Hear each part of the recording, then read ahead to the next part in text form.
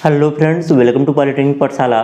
दोस्तों, आज हमारा टॉपिक है कि change in dimension and volume of a bar subjected to 3 dimensional load, यानी कि तीनों दिशाओं में बलों के कारण मापों में परिवर्तन तथा आयतन विकृति। इसका मतलब क्या है कि सपोज कीजिए कोई हमारा ऑब्जेक्ट है, सपोज कीजिए कोई हमारा ऑब्जेक्ट है इस तरीके से,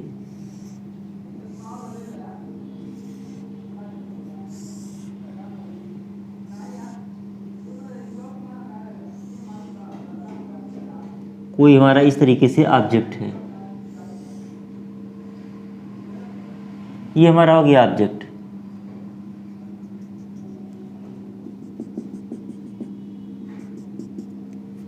अब इसमें मान लीजिए कि इस दिशा में आपका लग रहा है एफ एक्स लग रहा है इस दिशा में, एफ एक्स आपका स्ट्रेस आपका इस दिशा में लग रहा है, मान लीजिए एफ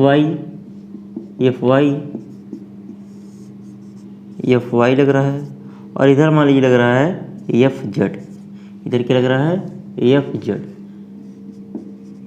मतलब आपका इधर जो साइड में उस पर एफ एक्स लग रहा है, ऊपर नीचे वाले फेस में एफ जेड लग रहा है, और यहाँ फ्रंट और जो आपका रियर में है उसमें क्या लग रहा है एफ वाई लग रहा है।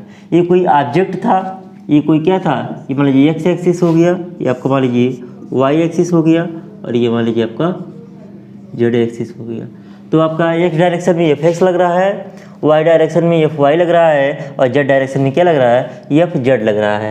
अब इसके लिए आपको जो है तीनों दिशाओं में आपके क्या लग रहे हैं स्ट्रेस लग रहे हैं। अब इसके कारण इसके माप में क्या परिवर्तन होगा, मतलब लंबाई चौड़ाई और जो आपका मोटाई रहेगा उसमें क्या परिवर्तन होगा, साथ ही साथ इसमें के आयतन में क्या परिवर्तन होगा।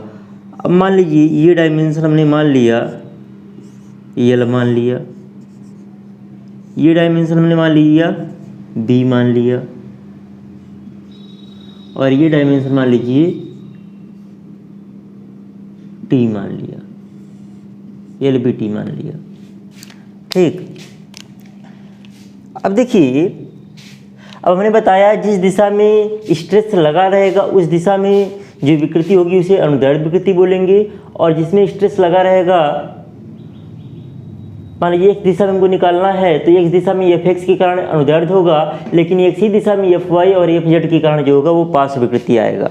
तो चलिए हम लोग इसको पूरा सॉल्व करते हैं। अब अगर हम लोग बात करें, हम पूरा फिगर के बारे में नहीं लिख रहे हैं, फिगर के बारे में लिखना क्या रहेगा कि चित्र में एक 3D ऑब्जेक्ट दिखाया गया जिस पर एक्स वाई और जेड दिशाओं में क्रमशः प्रतिबल एफ एक्स एफ वाई और एफ जेड लग रहे हैं। इस ऑब्जेक्ट की लंबाई एल, चौड़ाई बी तथा मोटाई टी है। पदार्थ के लिए प्रत्यास्था गुणांक का मान ई तथा पाइजन अनुपात का मान 1/m है। ये सारी चीज़ें हम लोग लिख लेते हैं फिगर के बारे में। अब लिख सकते हैं एफ एक्स के कारण एक्स एक्स दिशा में अनुदैर्ध्य विकृति, एक्स एक्स दिशा में अनुदैर्ध्य विकृति। तो अनुदैर्ध्य विकृति ध्यान दीजिएगा, आपका हमने फार्मूला बताया था कैपिटल ई बराबर एफ बटे ई। तो यहाँ से स्मॉल ई लिखेंगे तो क्या हो जाएगा एफ बटे ई। तो यहाँ से विकृति एफ एक्स के कारण एक्स एक्स दिशा में अनुदैर्ध्य विकृति बराबर क्या हो जाएगा एफ एक्स बटे ई, एफ एक्स बटे ई। अब एफ वाई के कारण चाहे तो आप पहले हेडिंग डाल सकते हैं कि एक्स एक्स दिशा में कुल चलिए रहने दीजिए, कोई एक्स एक्स दिशा में विकृति, एक्स एक्स दिशा में विकृति, ये हेडिंग डाल सकते हैं, एक्स एक्स दिशा में विकृति हेडिंग डाल सकते हैं। तो एफ वाई के कारण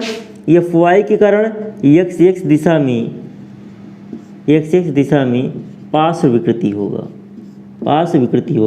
क्यों? क्योंकि एफ वाई वाला जो है एफ एक्स के लंबवत लग रहा है। आपका ऑब्जेक्ट ध्यान दीजिएगा, ऑब्जेक्ट आपका ऐसे है,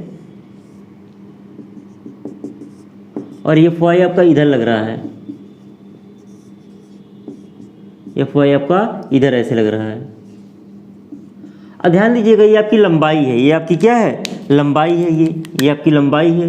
तो ध्यान दीजिएगा एफ वाई क्या जो एफ वाई आपका है ये इसकी लंबाई के अनुदिश नहीं लगा, इसकी लंबाई के लंब दिशा में लगा है। जैसे मान लीजिए हमने बताया था अनुदैर्ध्य विकृति कि मान लीजिए इस पर कोई फोर्स अप्लाई कर रहे हैं एफ, तो ये एफ के कारण इसकी लंबाई में जो परिवर्तन होगा वो क्या होगा, अनुदैर्ध्य विकृति होगा। क्यों?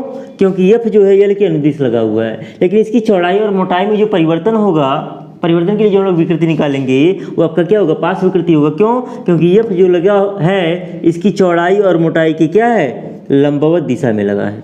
इसकी चौड़ाई और मोटाई की क्या लगा है, लंबवत दिशा में।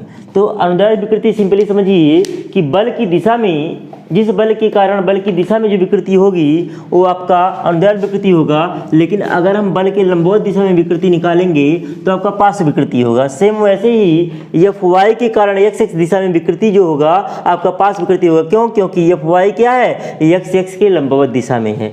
तो पार्श्व विकृति आपने एक फार्मूला बताया था कि 1/m बराबर माइनस पार्श्व विकृति बटे अनुदैर्ध्य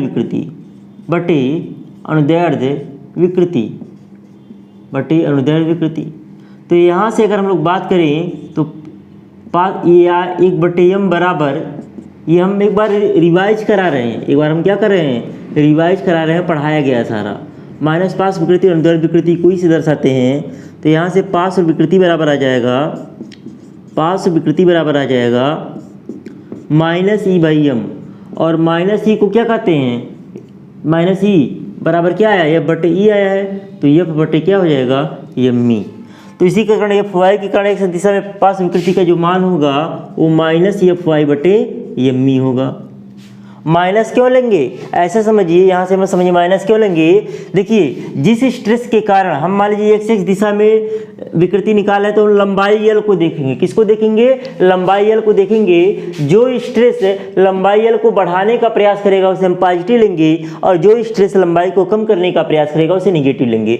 जैसे एफ एक्स क्या करेगा, खींच रहा है तो लंबाई को बढ़ाएगा तो पॉजिटिव लेंगे। लेकिन एफ वाई क्या कर रहा है, एफ वाई जो है इस बी वाले डायमेंशन के अनुदिश लगा है, यानी कि बी आपका अगर बढ़ेगा तो वॉल्यूम कंजर्वेशन लॉ होता है एलबीटी, V बराबर एलबीटी होगा। वॉल्यूम कंजर्वेशन लॉ के अकॉर्डिंग अगर किसी बॉडी पर कोई फोर्स लगाते हैं तो उसके आयतन में परिवर्तन क्या होगा, जीरो होगा। उसके आयतन में परिवर्तन मतलब उसके आयतन में कोई परिवर्तन ही नहीं होगा। मतलब एक डायमेंशन अगर बढ़ रहा है तो दूसरा डायमेंशन क्या होगा, ऑटोमेटिक कम हो जाएगा। तो उसके अकॉर्डिंग अगर हम लोग बात करें कि अगर हमारा एफ वाई लगाने पे अगर हमारी चौड़ाई बढ़ रही है तो लंबाई क्या होगी, घटेगी। तो एफ वाई क्या कर रहा है, लंबाई को घटा रहा है, इस नाते यहाँ क्या लेंगे, माइनस चिन्ह लेंगे। यहाँ पे क्या लेंगे, माइनस चिन्ह लेंगे। ऐसे ही अब लिखेंगे एफ जेड के कारण, एफ जेड के कारण एक्स एक्स दिशा में पार्श्व विकृति ये भी हो जाएगा माइनस एफ जेड बटे एम ई। क्या हो जाएगा, माइनस एफ जेड बटे एम ई हो जाएगा। तो यहाँ से लिख सकते हैं एक्स एक्स दिशा में कुल विकृति, एक्स एक्स दिशा में कुल विकृति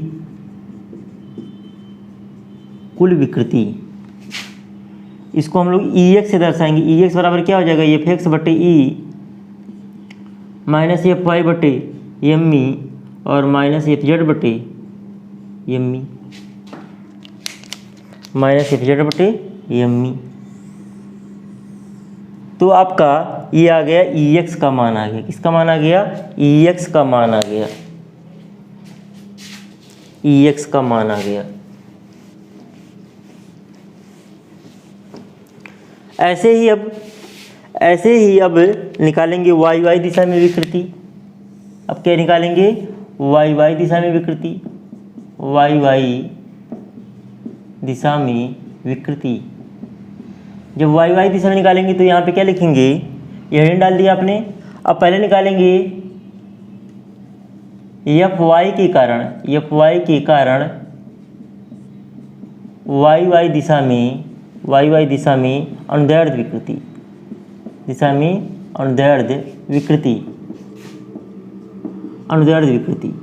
तो ये क्या हो जाएगा, एफ वाई के कारण वाई वाई दिशा में निकालना है। तो जिसके कारण अगर आपका स्ट्रेस और वो दिशा समान है तो अनुदैर्ध्य होगा।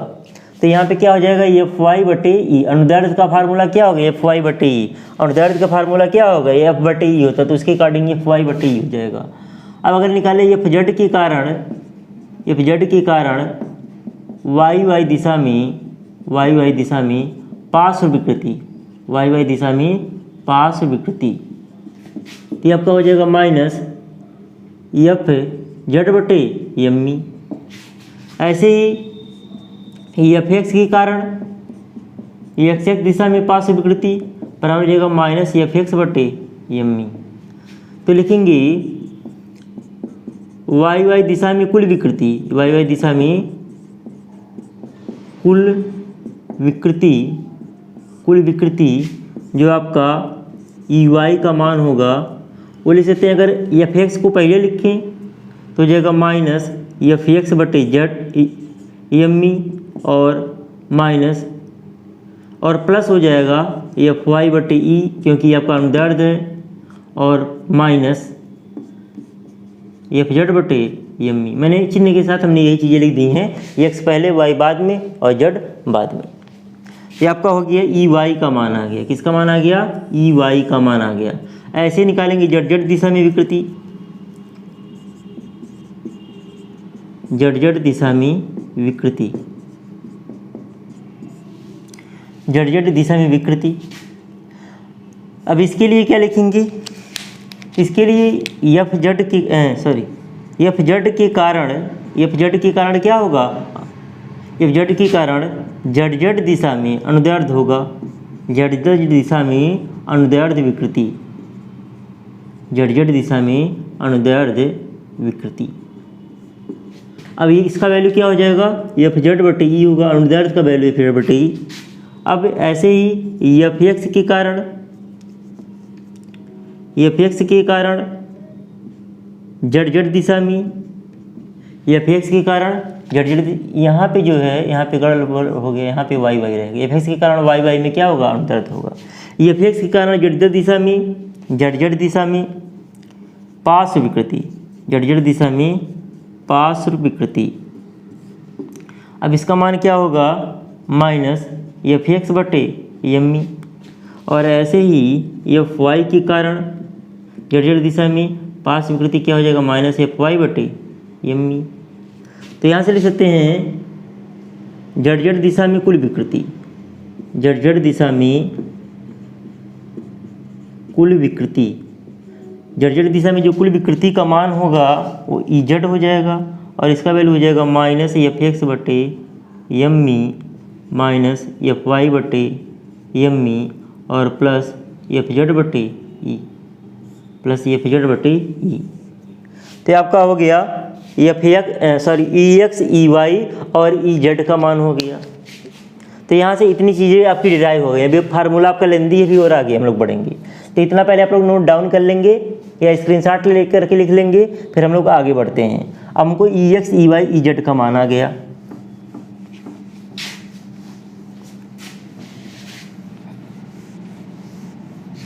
ई x e y e z का मान आ गया।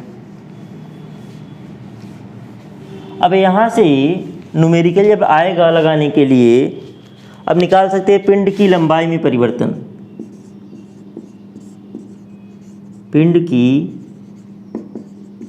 लंबाई में परिवर्तन। तो हम लोग जानते हैं ई एक्स बराबर क्या होगा, डेल्टा एल बटे एल, क्योंकि ई एक्स किस दिशा में है, लंबाई की दिशा में है। तो यहाँ से डेल्टा एल का मान हो जाएगा ई एक्स इंटू एल, ई एक्स इंटू एल। पिंड की लंबाई में परिवर्तन यहाँ से आ जाएगा। ऐसे ही पिंड की चौड़ाई में परिवर्तन, पिंड की चौड़ाई में परिवर्तन, पिंड की चौड़ाई में परिवर्तन ई वाई बराबर डेल्टा बी बटे बी। तो यहाँ से आ जाएगा डेल्टा बी का मान E Y into B, E Y into B. ऐसे ही पिंड की मोटाई में परिवर्तन, मोटाई में परिवर्तन। तो इसके लिए क्या हो जाएगा, ई जेड बराबर डेल्टा टी बटे टी। तो यहाँ से डेल्टा टी बराबर हो जाएगा e z e z into t. तो यहाँ से delta L, delta b, delta T का मान आ गया। अब ध्यान दीजिएगा, जो e x, e y, e z का मान होगा न्यूमेरिकल जब लगाएंगे तो किसी का वैल्यू पॉजिटिव निगेटिव आ सकता है।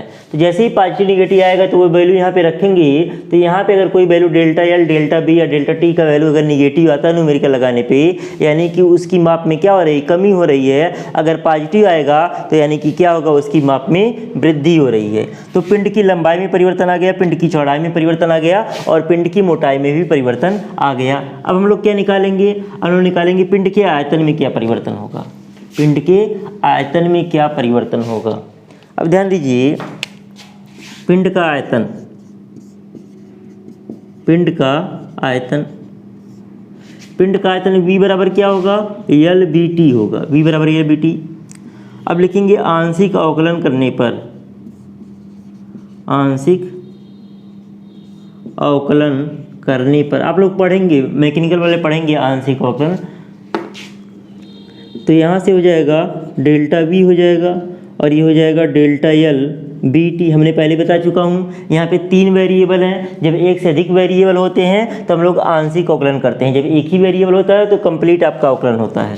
तो जब आंशिक अवकलन करेंगे एल के सापेक्ष तो एल का डेल्टा एल हो जाएगा, बाकी बी और टी कांस्टेंट रहेंगे। वैसे ही जब बी के सापेक्ष करेंगे तो डेल्टा बी हो जाएगा, एल और टी बचेगा। टी के सापेक्ष करेंगे डेल्टा टी हो जाएगा, एल और बी बचेगा। अब क्या करेंगे, v से दोनों तरफ भाग देने पर, v से दोनों तरफ भाग देने पर, v से दोनों तरफ भाग देने पर, इसको आप लोग करके 1-2 बार प्रैक्टिस कर लीजिएगा तभी समझ में आएगा, नहीं तो इतना इजी नहीं है, इतना आसान नहीं है। 1-2 बार प्रैक्टिस करेंगे तभी होगा। इस पर न्यूमेरिकल वगैरह भी सॉल्व करिएगा।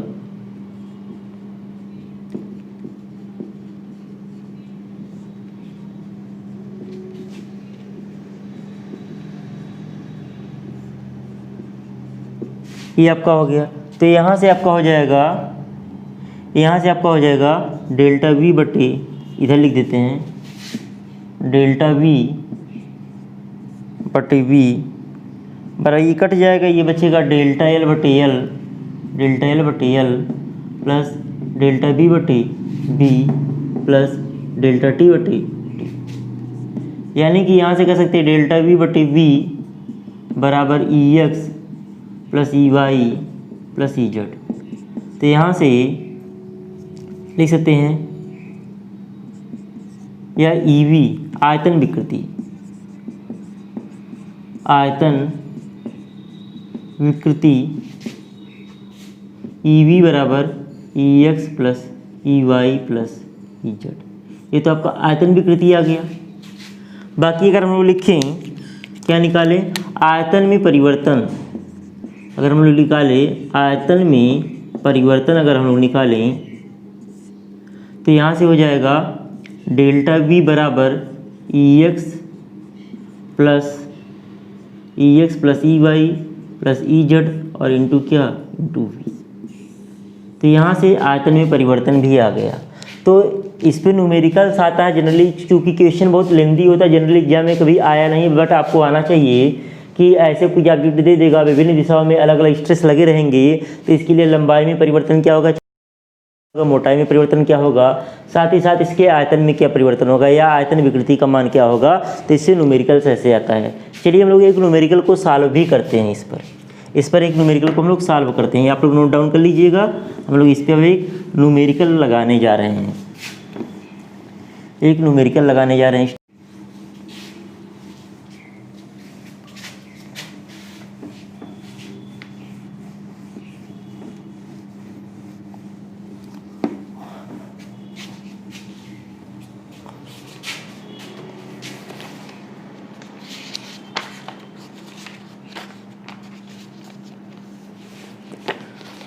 न्यूमेरिकल्स एग्जाम्पल ही है, एग्जाम्पल या आंसर गलत हो सकते हैं एग्जाम्पल के भी, कोई ज़रूरी नहीं कि आंसर सही दिया हो। थोड़ा सा जो हमने समझाया उससे थोड़ा सा लंबा है ये, जब हमने बताया भार मतलब थियरी वगैरह वाला कॉन्सेप्ट, उससे थोड़ा सा ये सवाल लंबा है।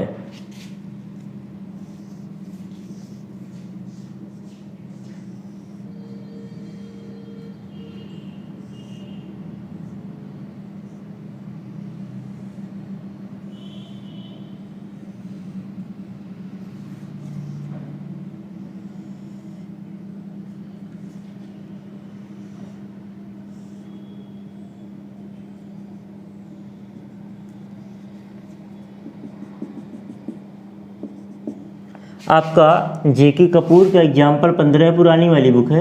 एग्जाम्पल 15 किसका? जेके कपूर का। हम फिगर बना रहे हैं, बाकी प्रश्न में कुछ लिखा नहीं है, हम सारी चीज़ें नोट डाउन कर देंगे। ये आपका फिगर बना हुआ है, ये फिगर बना हुआ है। अब इस पे लगा है, एक्स दिशा में लगा है 1 मेगा न्यूटन। 1 मेगा न्यूटन संपीड़न का है। किसका है? संपीड़न का है। ये वाई दिशा इसको लिया है, वाई दिशा में लगा है 2 मेगा न्यूटन का, 2 मेगा न्यूटन का। ये एक्स दिशा लिया है, ये आपका वाई दिशा लिया है। ये क्या दिया? वाई दिशा लिया। और जेड दिशा में लगा है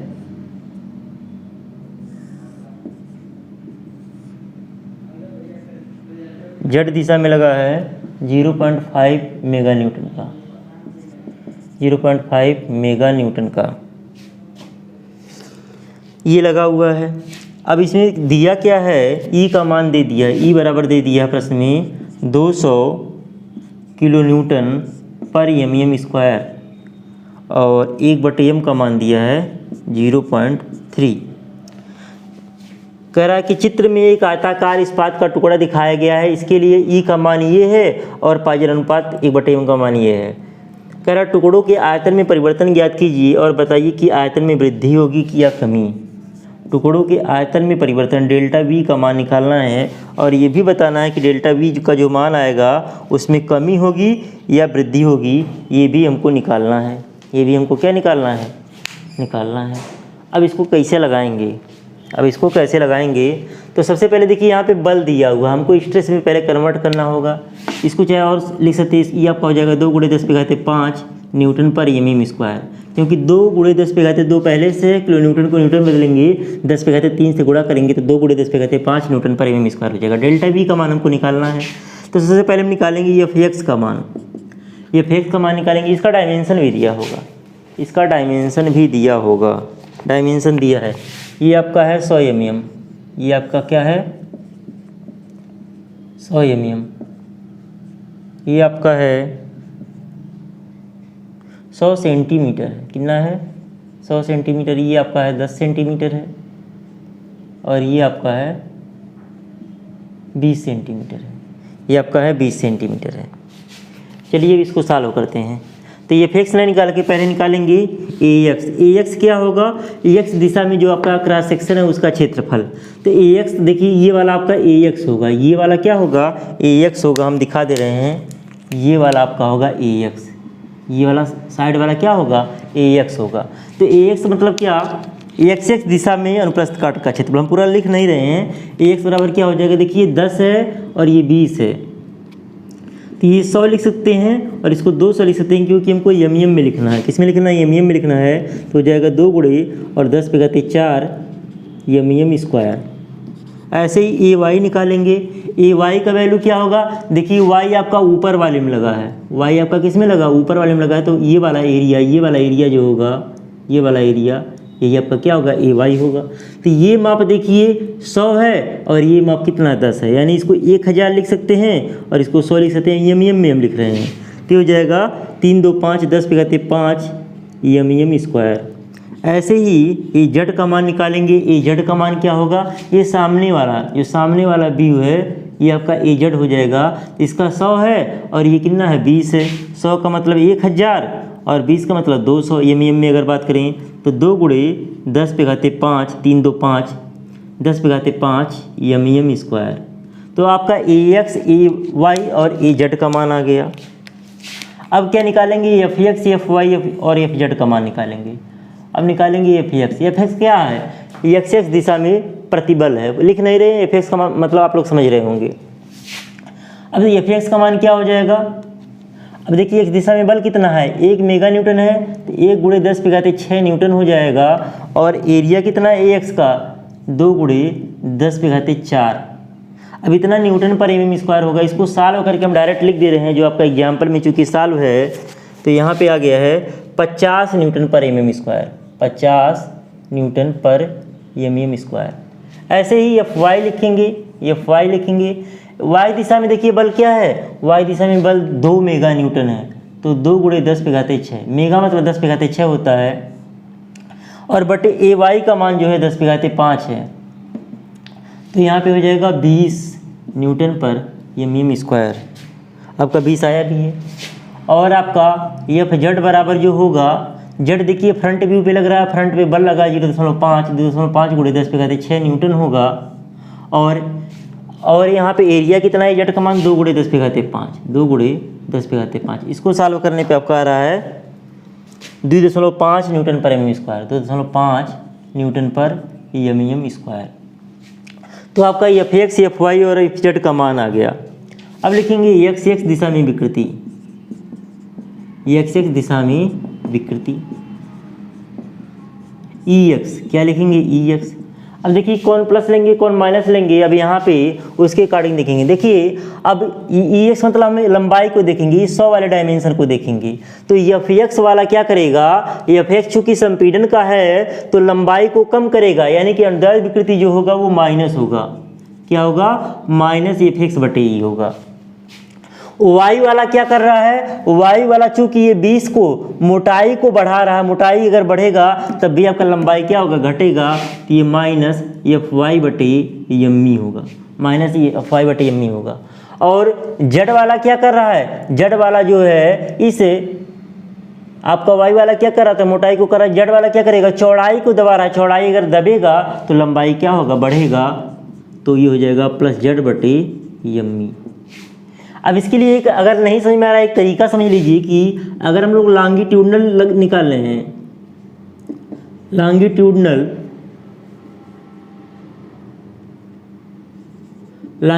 के लिए क्या होगा, लॉन्गिट्यूडनल के लिए जो आपका टेंसाइल होगा, टेंसाइल जो होगा उसको पॉजिटिव लेंगे, टेंसाइल स्ट्रेन पॉजिटिव लेंगे। और कंप्रेसिव स्ट्रेन जो होगा, स्ट्रेन मतलब ये टेंसाइल कंप्रेसिव आप लोग समझ रहे होंगे, कंप्रेसिव जो होगा उसे निगेटिव लेंगे। लेकिन जब हम लोग लैटरल निकालेंगे, लैटरल स्ट्रेन निकाल लेंगे, आपका लॉन्गिट्यूडनल स्ट्रेन के लिए बात हो रही थी, अगर लैटरल स्ट्रेन के लिए बात होगी तो इसका उल्टा ले लेंगे। टेंसाइल जो रहेगा ये निगेटिव लेंगे, इसको नोट डाउन कर लीजिएगा बगल में कहीं। और कंप्रेसिव जो रहेगा उसे पॉजिटिव लेंगे, कंप्रेसिव जो रहेगा उसको क्या लेंगे, पॉजिटिव लेंगे। तो ध्यान से देखिएगा, एक्स एक्स दिशा में निकाल रहे हैं तो क्या है, कंप्रेसिव है। पहला वाला एक्स दिशा में जो होगा, एक्स दिशा में आपका लॉन्गिट्यूडनल होगा, क्योंकि ई एक्स हम निकाल रहे हैं। तो लॉन्गिट्यूडनल जो कंप्रेसिव होगा उसे क्या लेंगे, निगेटिव लेंगे। देखिए यहाँ पे कंप्रेसिव लग रहा है तो ये क्या ले लिए, निगेटिव ले लिए। अब जो आपका लैटरल, ये दोनों बच गए लैटरल। लैटरल अगर कंप्रेसिव है तो पॉजिटिव होगा, टेंसाइल है तो निगेटिव होगा। देखिए एफ वाई क्या है, टेंसाइल है, तो लैटरल में टेंसाइल क्या होगा, निगेटिव होगा। और आपका एफ जेड क्या है, एफ जेड क्या है, कंप्रेसिव है, और लैटरल में अगर कंप्रेसिव रहेगा तो क्या लेंगे, पॉजिटिव लेंगे। तो ये कहीं पे बगल में लिख लीजिएगा, इससे आपको समझने में आसानी होगी। तो यहाँ से ई एक्स बराबर हम लोग निकालें तो माइनस एफ एक्स का मान कितना होगा, -50 बटे यहाँ पे 2 गुणे 10 पे कहते 5। और ऐसे ही माइनस एफ वाई का मान कितना होगा, यहाँ पे 20 हो जाएगा, 20 हो जाएगा। और ई का मान 2 गुणे 10 पे कहते 5। और यहाँ पे 1/m का जो मान है वो 0.3 है। 1/m का मान क्या है, 0.3 है, तो 0.3 हो गया। 0.3 नीचे नहीं लिखना है, m का मान नहीं हमको लिखना है, 1/m का मान निकला, तो 1/m के फॉर्म में है। और प्लस एफ जेड का मान क्या होगा, एफ जेड का मान 2.5 है, और ई का मान 2 गुणे 10 पे कहते 5, और 1/m का मान 0.3। तो इसको सॉल्व करेंगे, मैं बुक से देख करके लिख दे रहा हूँ। एफ एक्स का ई एक्स का मान कितना आया है, ई एक्स का मान माइनस में आया है, ई एक्स का मान आया है माइनस में आया है। तो माइनस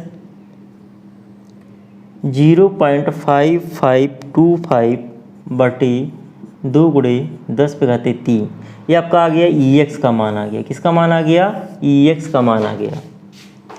एक्स एक दिशा में यहाँ पे लिख लीजिएगा कुल विकृति, एक्स एक दिशा में कुल विकृति लिख लीजिए। हमको मिल गया ई एक्स का मान मिल गया। ऐसे ही अब ई वाई और ई जेड का मान निकालेंगे, ई वाई और ई जेड का मान निकालेंगे। ध्यान दीजिएगा,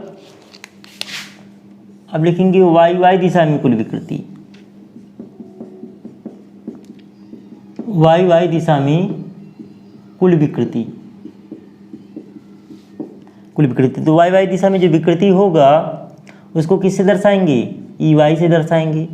अब ई वाई देखिए, वाई वाला क्या टेंसाइल है, तो अनुदैर्ध्य वाला वाई वाला क्या लिखेंगे, टेंसाइल लिख, तो एफ वाई बटे ये ई हो जाएगा। और दूसरा क्या होगा, एफ जेड बटे एम ई होगा, और एक क्या होगा, एफ एक्स बटे एम ई होगा। अब हमको डायरेक्शन से मतलब है। अब देखिए जेड वाला क्या कर रहा है, जेड वाला जो है दबा रहा है, मतलब चौड़ाई अगर कम होगा, जेड वाला क्या कर रहा है, अगर आपका चौड़ाई कम होगा तो आपकी मोटाई क्या होगी, बढ़ेगी।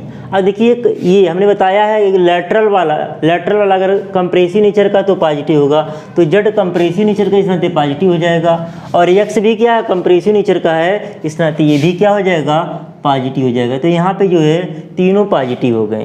तो इसके अकॉर्डिंग यहाँ से ई वाई बराबर एफ वाई का मान जो आया है 20 बटे 2 × 10⁵ प्लस एफ जेड का मान आया 2.5 आया है बटे 2 × 10⁵ और इंटू 0.3, और प्लस एफ एक्स का मान आया है 50 बटे 2 × 10⁵ और गुणे 0.3।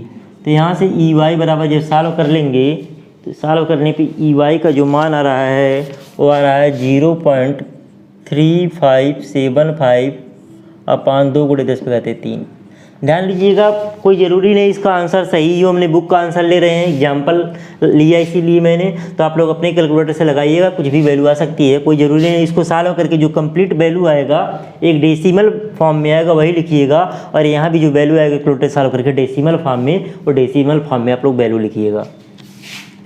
अब ऐसे ही जेड जेड दिशा में विकृति, तो इसको क्या लिखेंगे, ई जेड लिखेंगे। ई जेड में क्या लिखेंगे, यहाँ पे लिख देंगे एफ जेड बटे ई, और यहाँ पे क्या एफ एक्स बटे एम ई, और यहाँ पे क्या एफ वाई बटे एम ई। अब आपको चिन्ह लिखना है। आपका लॉन्गिट्यूडनल के लिए, अनुदैर्ध्य विकृति के लिए टेंसाइल प्लस जेड वाला देखिए क्या कंप्रेसिव है, तो कंप्रेसिव माइनस हो जाएगा। एफ एक्स वाला क्या है, कंप्रेसिव है, तो लेटरल में कंप्रेसिव प्लस लेते हैं, और एफ वाई वाला क्या टेंसाइल है, तो लेटरल में टेंसाइल क्या लेते हैं, माइनस लेते हैं।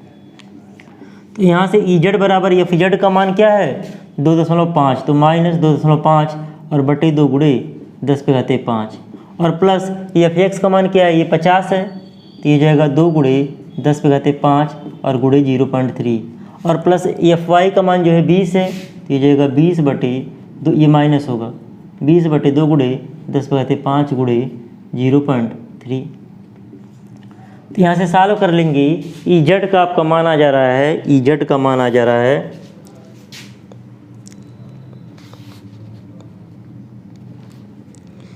0.6065 अपान 2 × 10⁵3। अब निकालना आपका प्रश्न में क्या है, निकालना आपको लिए डेल्टा वी का मान निकालना है। किसका मान निकालना है, डेल्टा वी का मान निकालना है। अब इसको मिटा रहे हैं, डेल्टा वी का मान निकालना है आपको।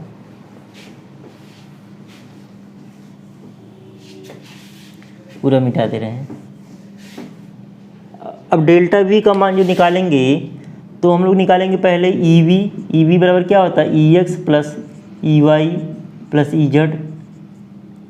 यह ई वी ने लिख करके डेल्टा वी बटे वी लिख सकते हैं, डेल्टा वी बटे वी बराबर होता है e x plus e y plus e z. तो यहाँ से डेल्टा वी लिखेंगे और वी का मान क्या हो गया, एल बी टी, मतलब 1000 गुणे 100 और गुणे क्या हो जाएगा 200 हो जाएगा। चाहे वी का मान अलग से पहले निकाल लीजिएगा, वी का मान अलग से पहले निकाल भी सकते हैं। अब यहाँ से सॉल्व करेंगे तो ई एक्स का मान आपका आया था माइनस 0.5525 बटे 10⁵3 प्लस 0.3575 बटे 10⁵3, 2 × 10⁵3 है, 2 × 10⁵3 और आपका आया था प्लस 0.065 बटे 2 × 10⁵3, 2 × 10⁵3। तो यहाँ पे डेल्टा वी और इसका मान आ जाएगा 2 2 4 3 7 0, तो 2 × 10⁵7 हो जाएगा बराबर। अब इसको सॉल्व करेंगे, इसको सॉल्व करने पे आया है माइनस 0.13 बटे 2 × 10⁵3। तो ये माइनस में आया है, तो इसको सॉल्व करेंगे तो डेल्टा वी का मान आ जाएगा -1.3 गुणे 10⁻³ तो आ गया डेल्टा वी का मान। अब चूंकि डेल्टा वी का मान निगेटिव इस नाते आयतन में क्या होगी, कमी होगी। अब यहाँ पे लिख सकते हैं, चूंकि डेल्टा वी का मान निगेटिव में है, निगेटिव है, इसलिए अतः आयतन में कमी होगी, अतः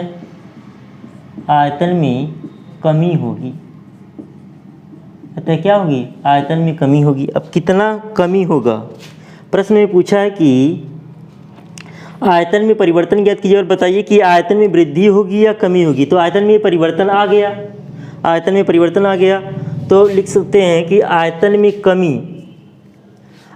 इतनी कमी हो रही है, आयतन में कमी होगी, तो लिख सकते हैं यहाँ पे आयतन में कमी बराबर, ये आयतन है तो आयतन में कमी है तो ये क्या होगा, एम क्यूब होगा। किस में होगा, एम क्यूब में होगा। तो आयतन में कमी डेल्टा वी बराबर हो जाएगा 1.3, तो यहाँ पे निगेटिव नहीं लिखेंगे, गुणे 10⁻³ है, गुणे 10⁻³ है, ये इतना हो जाएगा एम क्यूब। अब आयतन में वृद्धि होगी कि या कमी, एग्जाम्पल में अंत में आयतन भी निकालना है, लेकिन ये पूछा नहीं, तो यहाँ पे लिख दे रहे हैं अंत में आयतन क्या हो जाएगा, बराबर v माइनस डेल्टा वी। तो v का मान कितना आया था, 2 गुणे 10⁻7 था, और डेल्टा v का मान -1.3 गुणे 10⁻3। तो इसको सॉल्व करने पे आ जा रहा है 19,998.7 गुणे 10⁻3 एम क्यूब। तो इस प्रकार से हम लोग अंत में आयतन हमारा आ गया, लेकिन पूछा था आयतन में कमी तक ही पूछा था। तो इस तरीके से आपकी एक्सरसाइज में भी एक सवाल दिया हुआ है, उसमें लंबाई में परिवर्तन, चौड़ाई में परिवर्तन और मोटाई में भी परिवर्तन पूछा है। तो ई एक्स बराबर डेल्टा एल बटे एल, ई वाई बराबर डेल्टा बी बटे बी, ई जेड बराबर डेल्टा टी बटे टी। तो वहाँ से लंबाई, चौड़ाई और मोटाई में परिवर्तन निकाल सकते हैं। तो और आप लोग बाकी न्यूमेरिकल्स लगाइएगा, बाकी हम लोग नेक्स्ट वीडियो में कवर करेंगे। थैंक यू दोस्तों।